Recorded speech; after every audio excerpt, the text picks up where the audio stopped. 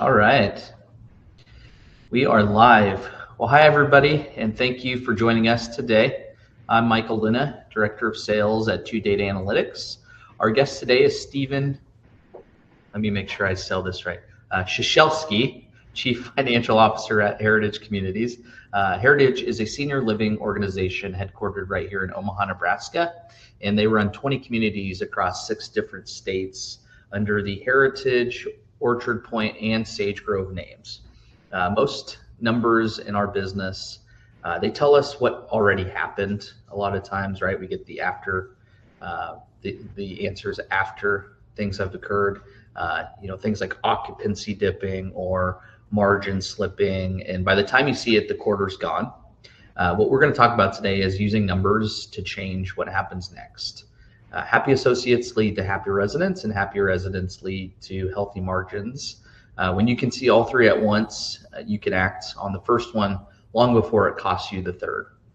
This is what Stephen's team can do today. So we are going to hear about Heritage, what his job looks like on a day-to-day basis, and the 5 key metrics they watch on a real-time basis each and every day.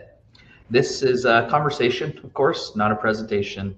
If something comes up and you want to ask about it, just drop it in the Q&A, and we'll get as many of those questions answered at the end. Quick housekeeping note, today's session is being recorded, so everybody who registered will get a copy of today's recording. Before we hop into Stephen's story, I'll take a minute here just for anybody that isn't familiar with Todata Analytics. We are a data analytics and business intelligence company. What you're looking at on your screen is a sample of the kinds of systems that we connect to, but we have a whole host of other systems that we are able to access via direct connections or APIs, which a lot of you may be familiar with, but we're agnostic to the systems that we connect to.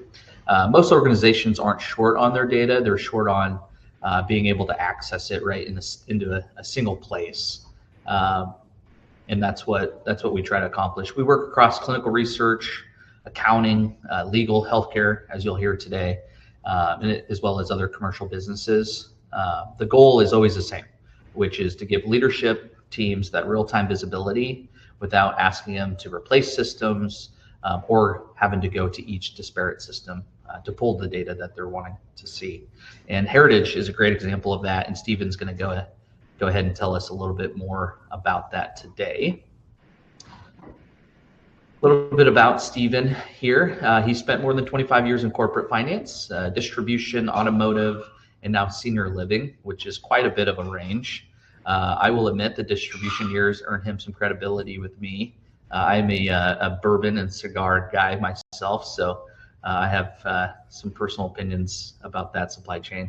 But part of his background I found most interesting is why he ended up at Heritage, which we'll ask him to tell us a little bit more about that. But Stephen came to the senior living after watching what happened to his own parents. So this is not an industry he landed in, it was one that he chose.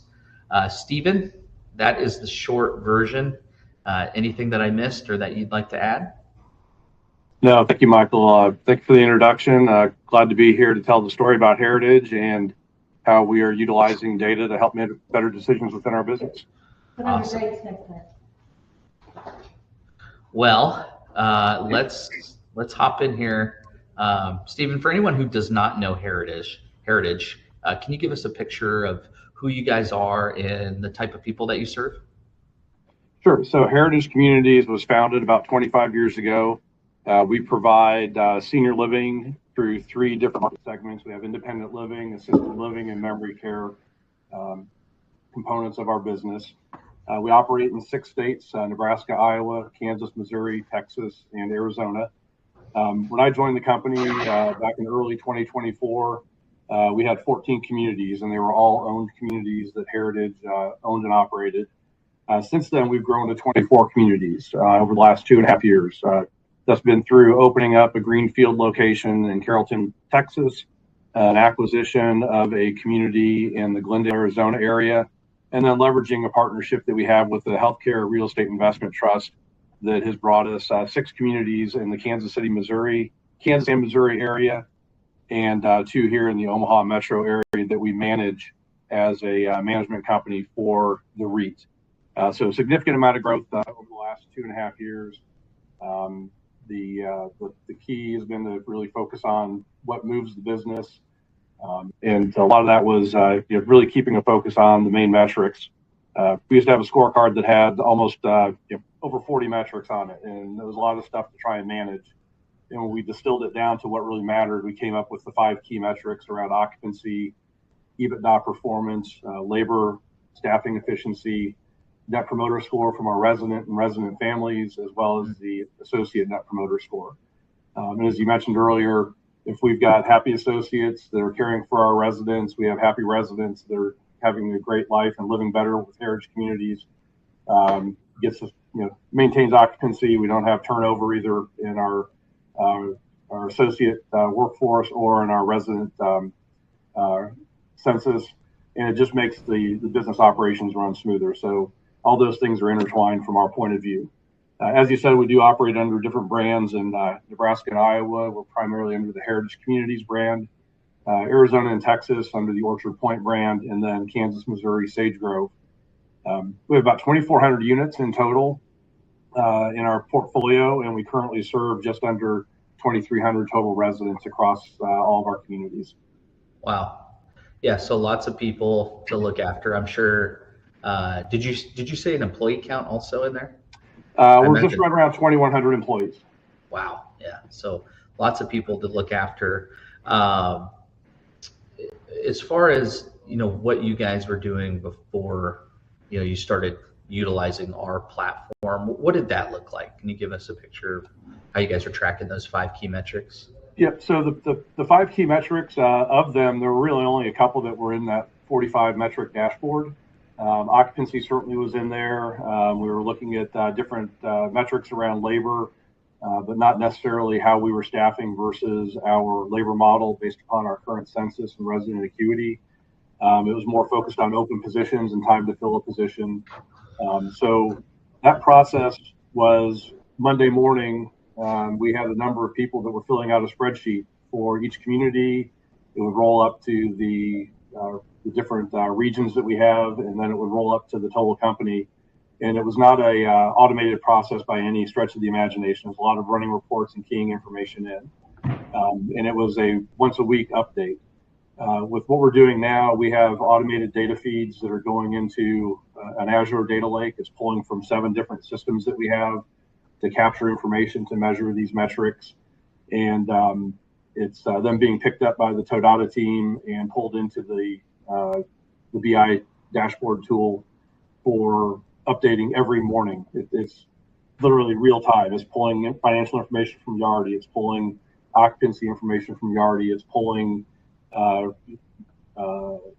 resident and associate survey information. So it's constantly being updated with that information. And at any given point in time, a leadership team member here in the home office can look at it. A regional director can see how their region is doing. An executive director can see how their individual community is doing.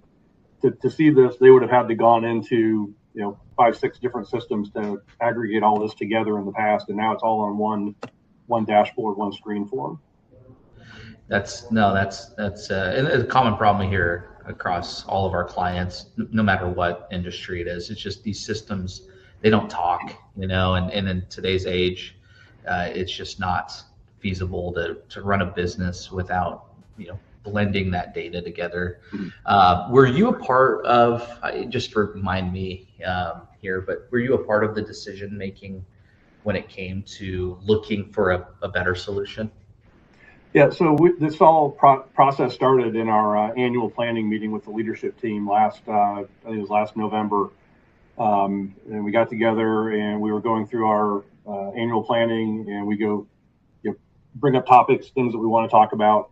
And one of the topics that we had was the scorecard and how big it had gotten. And, if you kind of take the viewpoint of what gets measured, gets managed, we were trying to measure and manage a lot of stuff, especially from the leadership level of not only the company, but the communities themselves. So we wanted to narrow that focus down to a handful of metrics that really gave us indications on how the business was doing. And so as part of that process, we landed on the 5 metrics that we talked about: occupancy, financial performance of EBITDA, our labor efficiency, associate score, and resident score. And from that point forward, we looked around to see who could potentially help us do that. We didn't think we had the skill set internally to develop it in a short time frame and get all the bells and whistles and different insights that we wanted. One of the things that we liked about the Todata platform is not only was it a dashboard, but it has a built-in AI agent that we can utilize. So anybody that's logged in can ask questions of the agent, and it'll go out and pull data and provide you with an answer or a graph or an exportable file of a trend on one of the metrics.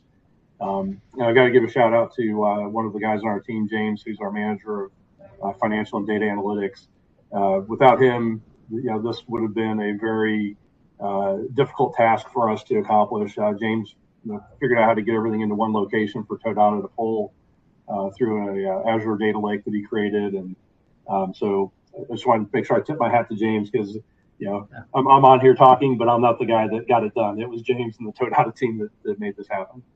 Well, I've heard nothing but rave reviews from our team about James and making what we do a lot easier on us, just the work that he did. So it's definitely not going unnoticed, his work. And one thing that kind of sticks out with those 5 metrics is the employee net promoter score. I don't see it very often that companies are concerned with that. Why is that important for you guys? So our single biggest cost in the operations is our labor cost. Mm-hmm. And for us, having associates that are engaged and enjoying their job and feel fulfilled and feel they have a roadmap for their career in front of them is really key to keeping down turnover. Turnover brings a lot of cost with it. There's the recruiting, there's the training. So our point of view is if we can understand how our associates are feeling, what their the 0 to 10, would you recommend working at Heritage Communities? And that promoter score on that one metric is what we're really focused on. We do have some other metrics below it. We do different survey cadences. We have a 90-day or 15-day survey when somebody starts, a 60-day survey after starting, a 30-day and a 90-day. And so we're kind of checking the pulse as that associate comes on board, starts learning about Heritage, starts learning their job role, understanding the mission, getting involved with their management team. And to the extent that we can minimize turnover in that first 90 to 100 days, it's not only meaningful from a financial perspective, but it's also meaningful for our residents. The continuity and the consistency of who their care team is, and having a medication technician providing their medicine on a routine basis, always being the same person, or the people understanding and knowing what their care needs are. We're all about our residents living better, and having that consistent experience with that caregiving staff is key to that as well. No, that's great. No, and I'm sure, like most industries, labor, it's difficult to find good people, right? So holding on to good people is extremely important, obviously, for all the reasons you listed, and just the pool of applicants out there is shrinking. It seems like across different industries. Well, no, that's a great picture of the organization. Now, as far as you guys had some significant growth over the last few years.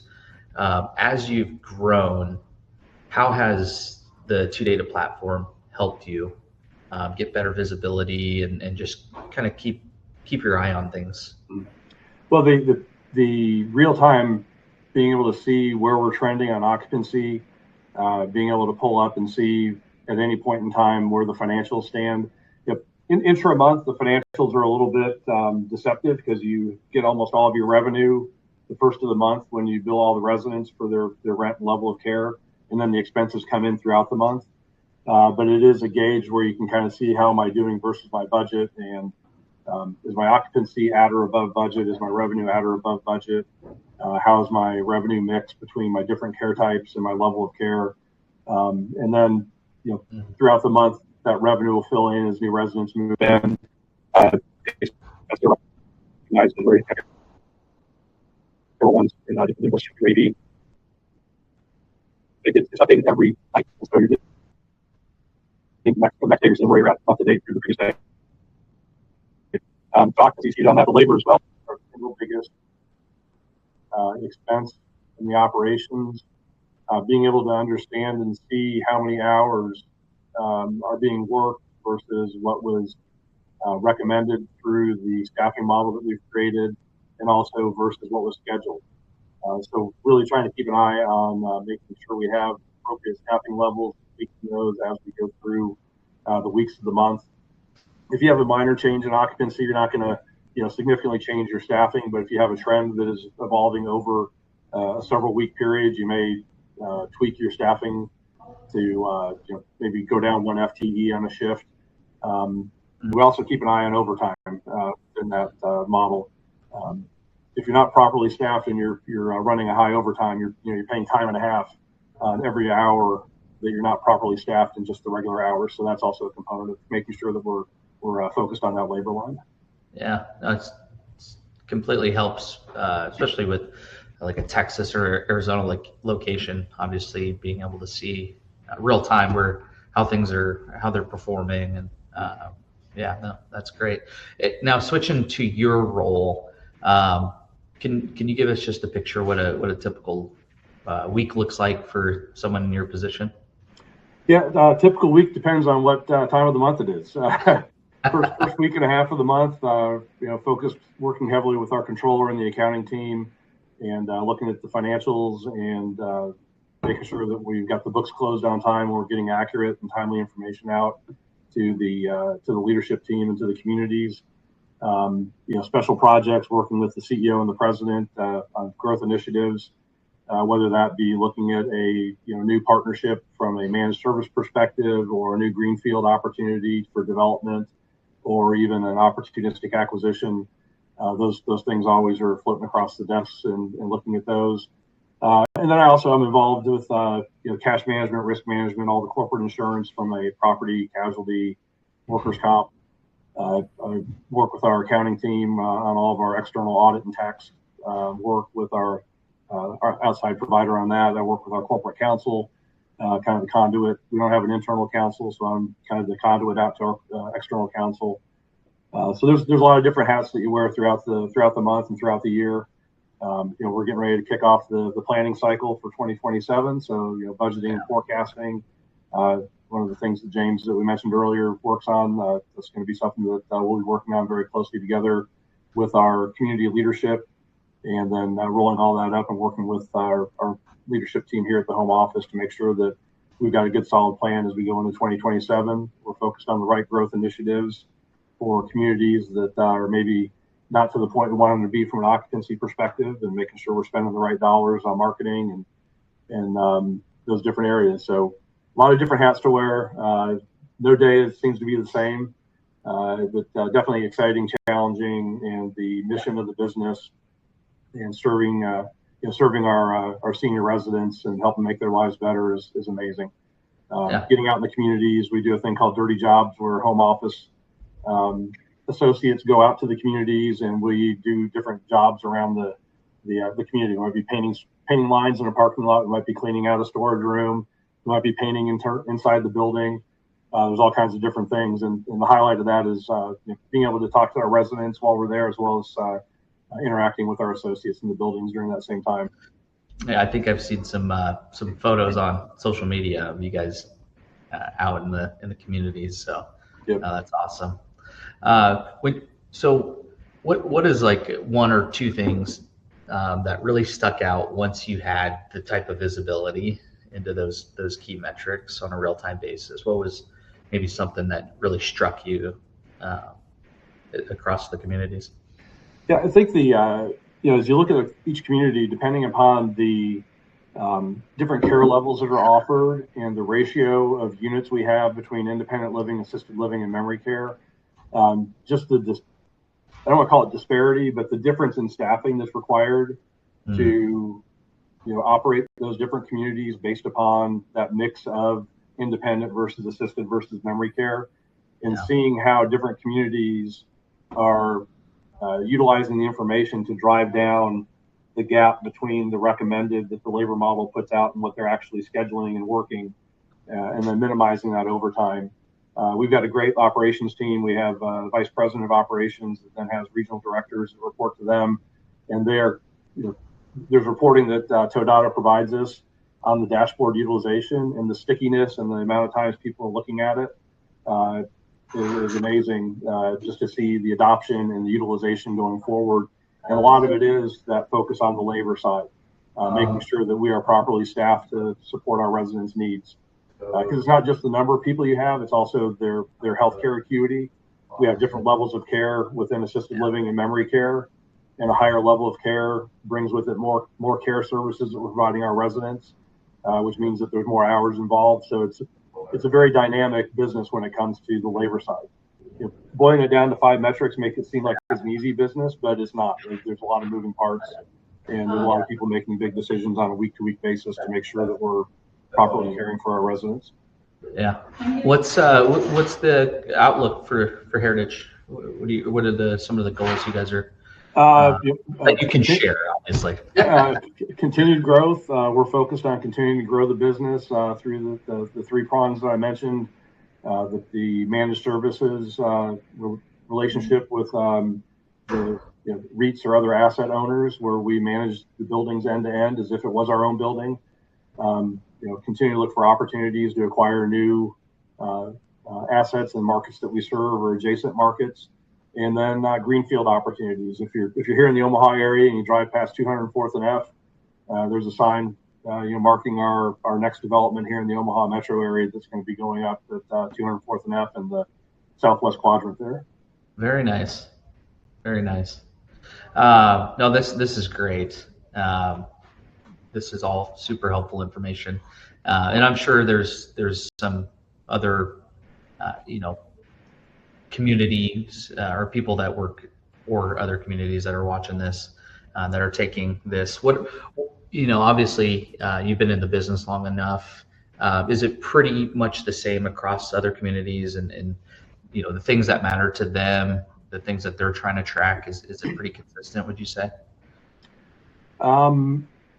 I think so. We've seen third-party communities that we look at either for acquisition or for the partnership with the management side of things, and there's a very similar points of view in terms of what people are looking at to manage the business. So, having a relatively full building with appropriate staffing are 2 of the key things from a financial perspective. And then I don't know that others are as focused on the resident experience as we are. That's huge for us.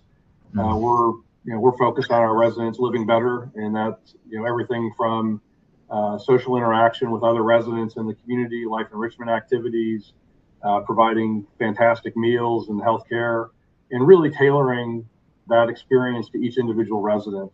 We have a platform that we use, and we'll go through and do an interview with our residents when they move into the community, and it has an AI agent that's part of it, and it'll go through and it kind of builds a demographic of the resident. And then we can take that and look for other residents that they might have common interests with. So you can put together maybe a guys group of a bunch of guys and gals that fish. They can talk about their fishing stories and get them together. Or people that like old cars and do like a car show in the parking lot of the community and invite local car clubs to come. So just that focus on our residents living better and our associates living better. The associate side of things, the living better applies to that group of our company as well, and it's all about providing a great environment to work, rewarding, fulfilling job with a career opportunity, and that all goes together as we talked about earlier. And the associate having a great experience leads to the residents having great experiences and drives the engine of the business. Yeah, it's all interconnected. You can't do one without the other. If you had to, give any advice for any other, people within a similar role as yours, maybe at a different community, what would you tell them as far as, obviously they're probably they're pulling reporting similar to how you guys were before using our platform, but any advice for them? I think the old KISS methodology: keep it simple, stupid. Yeah. Don't try and focus on too many things. Focus on what matters to your business, what drives the economic engine, and what drives the experience for your customers, which for us are our residents, as well as our resident families. Knowing that being a resident family member and knowing that your loved one is being well cared for takes a lot of burden off of the children, and then it also takes a lot of burden off the resident as well. They no longer have to take care of a house and have to cook their own meals. They're not isolated in their home. They have social interaction. They have activities. So it comes back to that living better and all the things that we can do and focus on to make that happen for the associates and for the residents. And on the back end comes the financial side of it. Yeah, no, this is awesome. Well, that kind of is a good segue into just showing off the capabilities here. I'm going to share my screen real briefly here.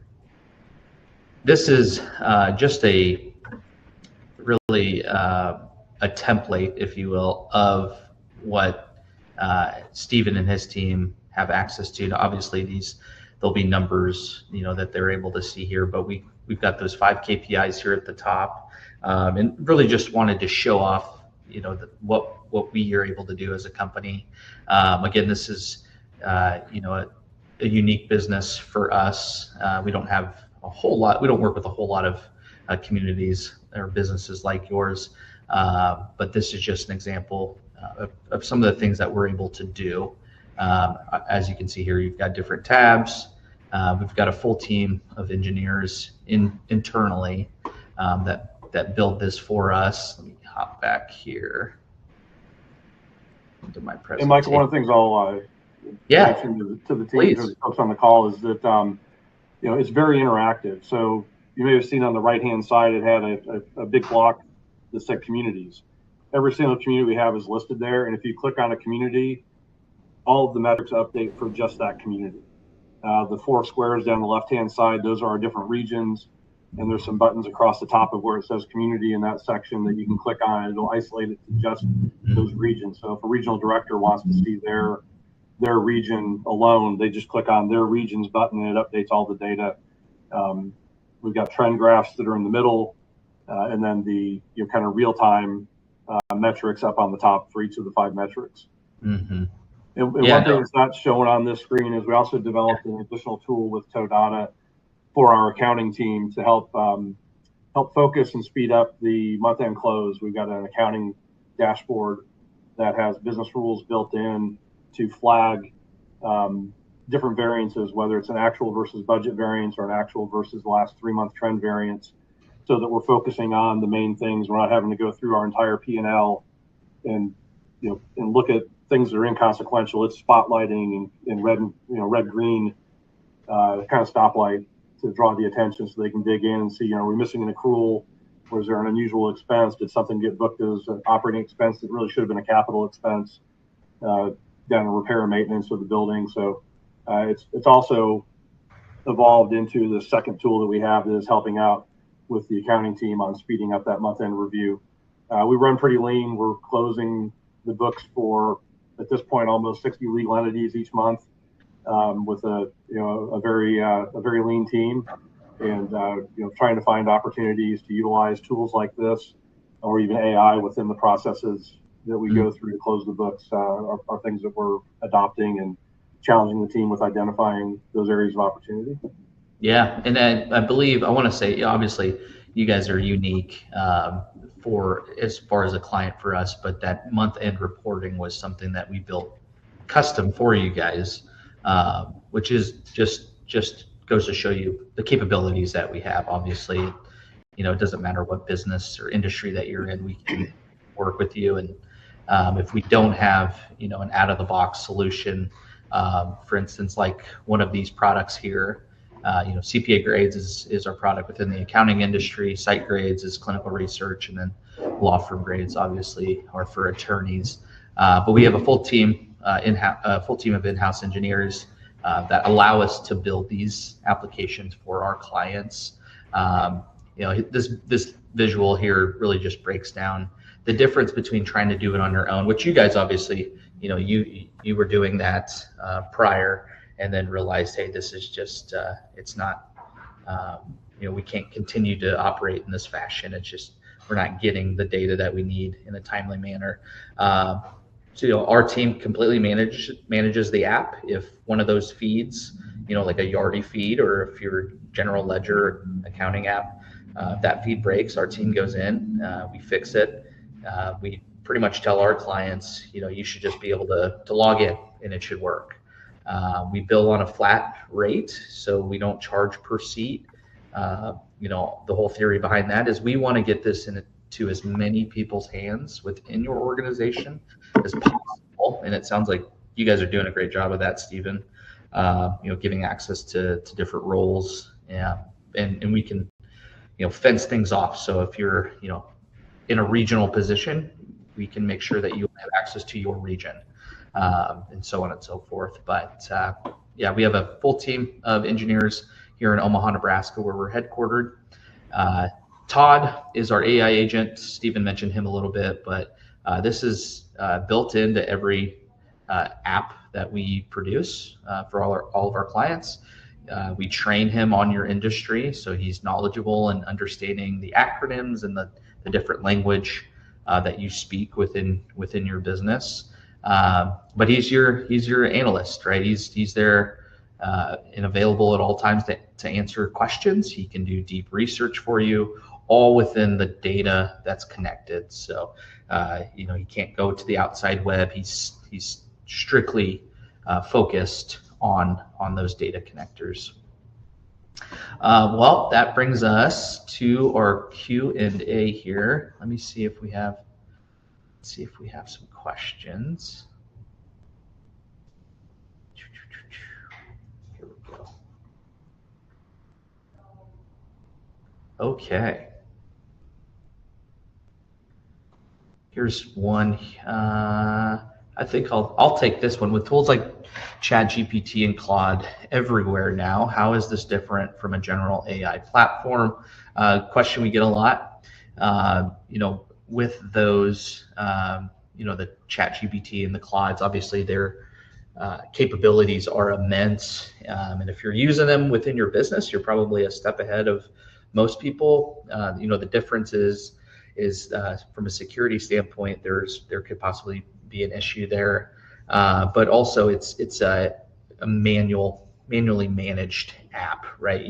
You've got to keep those data connectors updated if you are using an API to connect into those, and you also have the hallucination issue that could possibly happen because those apps can obviously access the web and beyond.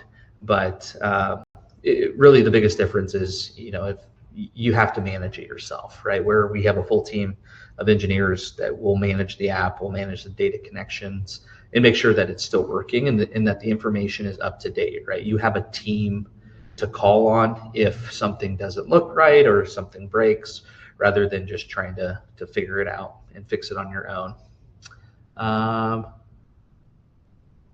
Here's one for you, Stephen. We kind of answered this already. What advice would you give another senior living operator who is thinking about doing something similar? I would make sure that as you go into it, you have clear definition with the users of the information on what the metrics are going to be and how they're going to be calculated, so that you have consistency and one source of truth. The last thing you want to do is go in and start building this and then start changing.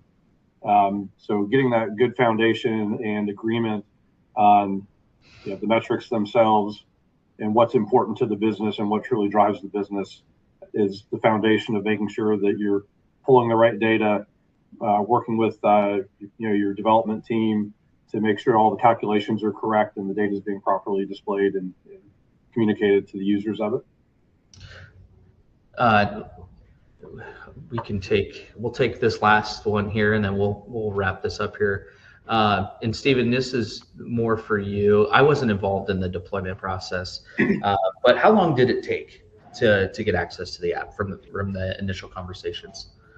Yeah, so the initial focus was on the dashboard that you showed, and getting that up to speed for all 24 communities. At the time that we were going through the development, we were actually in the process of adding 6 managed communities during that window that brought with it some new data feeds for the metrics, because they were on a different platform. But we kicked off, I want to say, towards the end of January, and we had our first look at the dashboard middle of March or so, and we started going through and making some tweaks and formatting and placement, validating data. And so, the dashboard's been up and running and out to our executive director teams, I believe since the end of May, early June. And right now we're going through just kind of wrapping up the training outline to make sure that we kind of give our users a guidebook of, if you're seeing this in your data, you should think about doing this, and really kind of giving them the tools to be successful based upon what they're seeing within their trends in the business. Awesome. All right. Well, that's our time, Stephen. Just want to thank you again for taking the time out and joining us today, and giving us that background information. One thing I think everybody can take away from today is that taking care of your team and having a healthy margin go hand in hand, right? It's not something, those two things aren't separate. For anybody out there that would like a conversation with us to maybe look at your business and your needs, my contact information is listed there on the screen. You can go to our website as well, and you can book some time with me or another one of our sales professionals as well. The recording today, it's going to go out to everybody that was registered. Just want to thank everybody again for joining us, taking time out of your day. And if we're going to have these every month, so next month we'll have another one. So if you have time and would like to join, we'd love to see you. So thanks again, everybody. Stephen, thank you so much, man. Thank you. Take care. Take care. Goodbye.